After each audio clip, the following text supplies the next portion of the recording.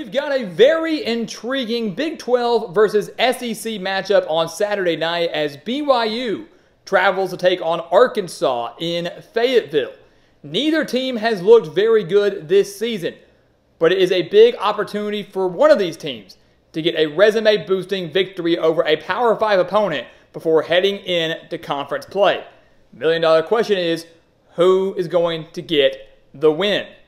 So welcome back to the Gridiron Expert, guys. Ready to break down everything you need to know for BYU and Arkansas on Saturday night. As always, please continue to like, comment, subscribe, share our videos, and of course, check out everything down in the description below, including our expert picks over on the website, thegridironexpert.com. We have beat out over 80% of the national handicappers each of the last 5 years. We went 8-2 in our spread picks last week. We are 5-1 on the year in our best bets section. So you do not want to miss out on these guaranteed winnings, guys. We can guarantee you a winning record, guarantee money right back in your pocket, and guarantee you the best customer service any handicapper in the country can give you. So go sign up for those. Full year-long subscription down in the description below. Check out our Patreon account as well for exclusive college football content year-round, and of course our mailing address to send us some of your team's gear so we can feature them in every single Gridiron Expert video.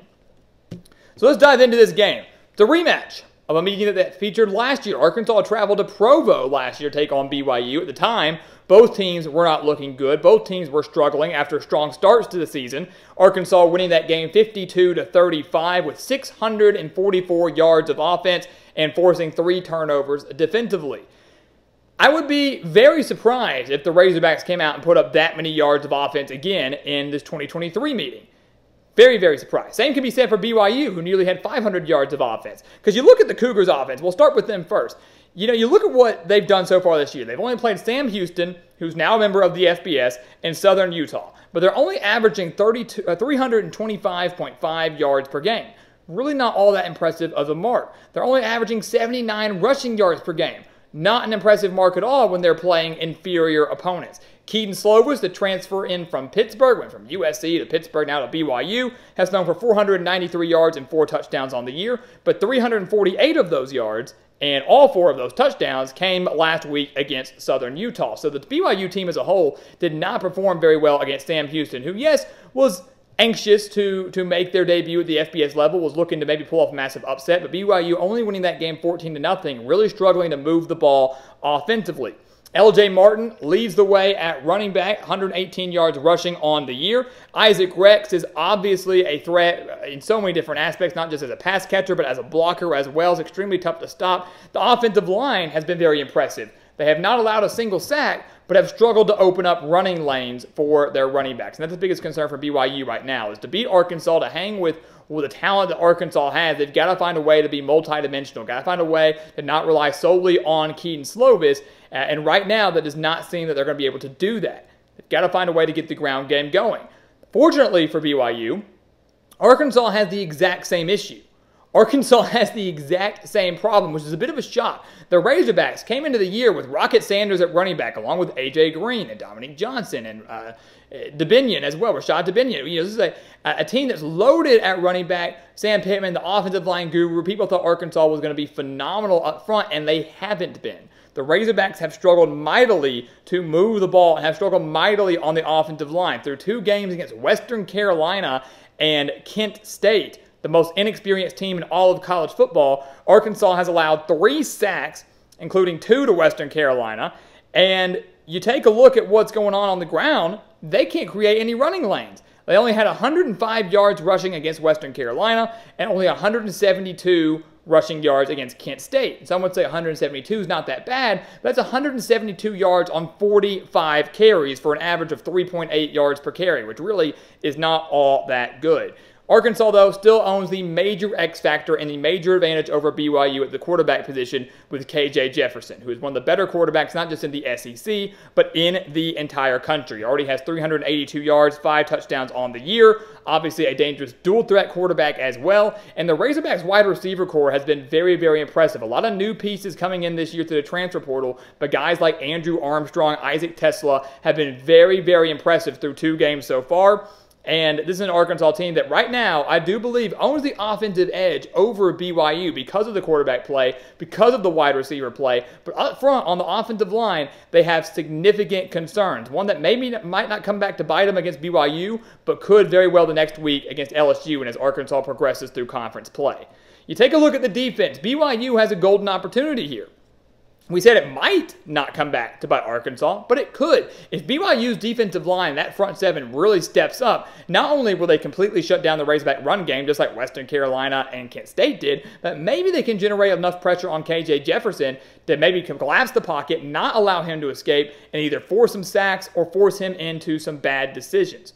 Very, very possible. You look at BYU defensively. It's a team that was horrible defensively last year, but we expect to take a major step forward this year. And so far, I would say they have. They have allowed just 204.5 passing yards per game through 2 games, which isn't horrible. Not a horrible mark at all. They only have 1 sack up front, but have forced 4 interceptions. 3 of those, though, coming against Sam Houston. That game, they only won 14-0. So they were getting the interceptions, but they were unable to really convert off of those turnovers. The key, as we just mentioned for BYU, is creating pressure on KJ Jefferson. Last year against Arkansas, they allowed 277 rushing yards. I don't think that's happening again. That's not happening again, like we mentioned. Arkansas hasn't rushed for over $175. It's not happening now against BYU. Just don't see it happening. So BYU shuts down the run game, just like Western Carolina and Kent State did, forces Arkansas to win the game solely through the air, which allows BYU to focus solely on their secondary, forcing KJ Jefferson to just hit his running backs on checkdowns, forcing him to scramble a little bit, get him outside the pocket. Obviously, just don't get beat deep. If you're BYU, don't get beat deep and keep everybody in front of you. That's what you got to do if you want to beat Arkansas. Arkansas, on the other hand, their defense has been better, but again, it's against lackluster opponents. The 2 teams they played have not been very good. This is their first true test, and luckily BYU is not a offensive juggernaut right now, so it's going to be great for Arkansas, but still a much better test than what they've already seen. They're giving up over 245 yards per game on the year, which is not a bad mark at all. Still under 300. Again, they only played 2 games. They're only allowing 45 rushing yards per game. So the Razorbacks have been very stingy up front. Remember, last year they had the worst, not one of, they were the worst passing defense in the country last year. So far, that seems to have improved. They have 2 pick sixes already on the year, 1 against West Carolina, 1 against Kent State. Against the Golden Flashes last week, they only allowed 200 yards total, only 26 on the ground, had 7 sacks and 11 tackles for a loss. Against West Carolina, they had 2 sacks and 10 tackles for a loss. So 9 sacks, 21 tackles for a loss. The Razorbacks are swarming up front, and that is huge. That is huge for them.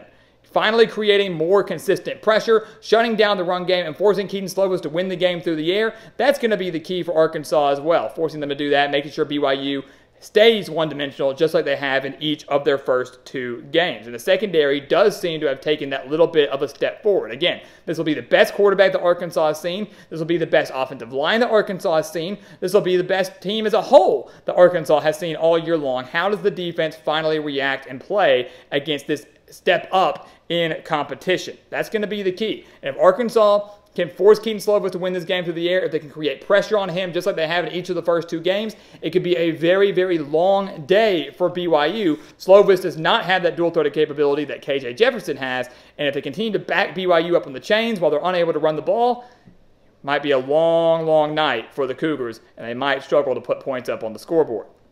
So what's going to happen, guys? Saturday night in Fayetteville, Big 12, SEC, Arkansas, BYU, rematch from last year. It was 52-35 last year. I can guarantee you it will not be that high scoring again. I do think this game's a little bit closer. A lot of people say Arkansas is going to go out there and blow out BYU. I don't know if I'd go that far yet because these offensive line problems, it's not something like a penalty or not something like just stupid errors that you can just go in and fix like that. This is inexperience up front for the Razorbacks. It takes time to fix. It's not a 1-week fix.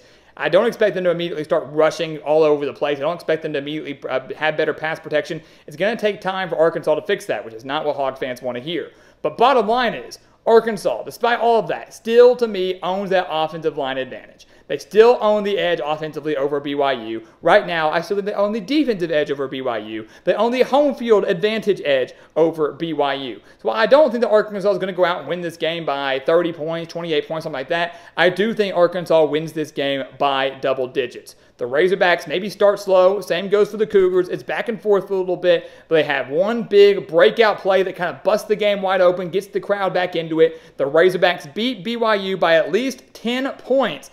Look a little bit better than they did last week in a sluggish win over Kent State, and they enter conference play next week against LSU, hoping for much better success, much more consistency, and the same can be said for BYU as they prepare to enter Big 12 conference play for the first time ever.